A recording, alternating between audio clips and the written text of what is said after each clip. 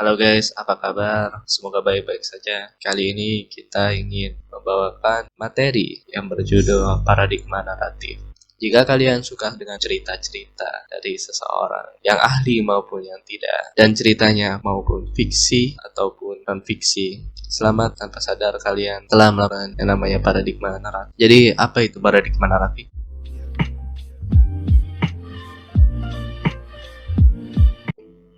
Perkenalkan, nama aku Elang Octavian yang akan memulai materi awal ini dan disambung oleh teman saya yang bernama Salma. Jadi, aku mau kasih perumpamaan yang lebih mudah lagi dan lebih sering yang kita alami ya, biar kalian mencerna apa itu paradigma naratif. Jadi, sebuah misal ya, kalian membeli sebuah barang gitu, ingin membeli barang yang kalian inginkan tapi nggak tahu barang itu bagus apa tidak. Tiba-tiba teman, keluarga, atau orang yang kalian percaya menyarankan untuk membeli barang yang pernah mereka beli atau yang mereka miliki gitu, dan bilang itu bagus, cukup lah buat kebutuhan kita gitu kan. Dan akhirnya kalian membelinya. Selamat, sebenarnya kalian tuh terkena yang namanya paradigma naratif. Penemu paradigma naratif itu sendiri adalah Walter Fisher. Walter Fisher menyatakan terdapat paradigma rasional dan paradigma naratif. Paradigma rasional secara singkat adalah pembentukan persepsi yang berdasarkan logika dan pikiran. Sedangkan sebaliknya, paradigma naratif persepsi berdasarkan nilai dari yang didapat tanpa adanya logika maupun dari pikiran. Walter Fisher percaya mendongeng melambangkan sifat manusia. Semua bentuk komunikasi manusia yang berusaha mempengaruhi kepercayaan, sikap, atau tindakan karena cerita yang baik dan menarik. Asumsi-asumsi paradigma naratif. Walter Fisher menyatakan terdapat 5 asumsi paradigma naratif. Pertama, manusia bersifat pencerita. Kedua, keputusan mengenai nilai sebuah cerita berdasarkan pada alasan-alasan atau penalaran yang baik.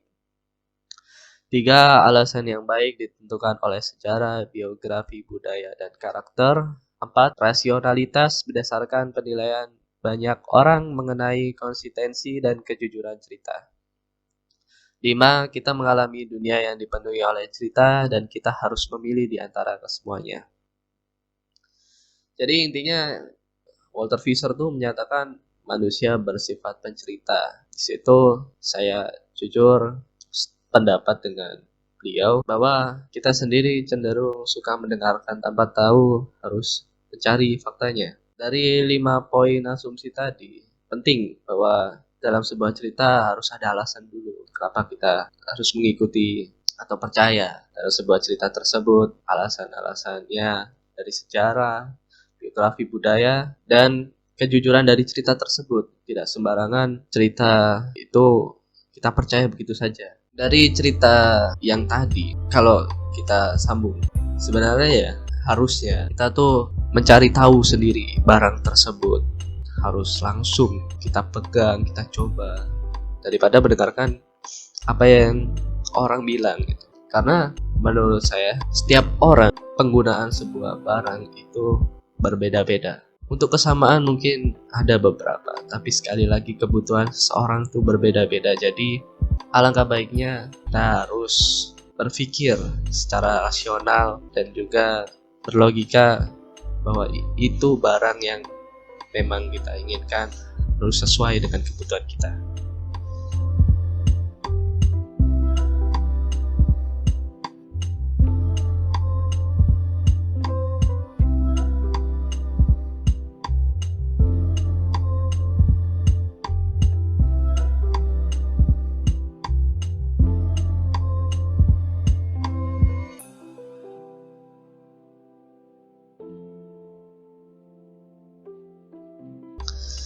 Oke, aku harap kalian mengerti maksud saya. Jadi, itu saja yang bisa saya sampaikan. Oke, materi yang selanjutnya akan disambung oleh teman saya yang bernama Salma.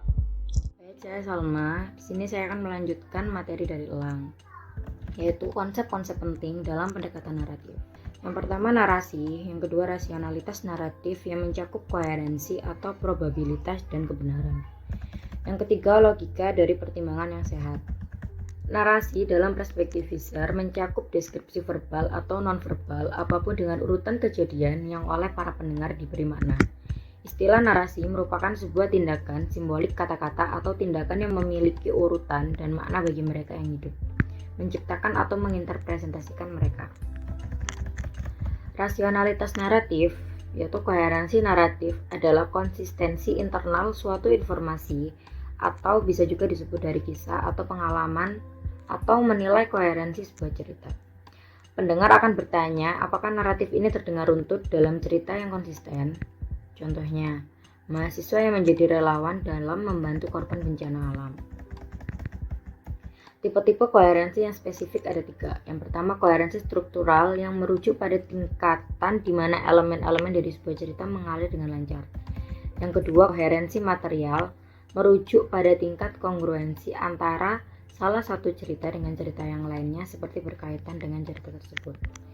Yang ketiga, koherensi karakterologis, yaitu merujuk pada dapat dipercayanya karakter-karakter di dalam sebuah cerita.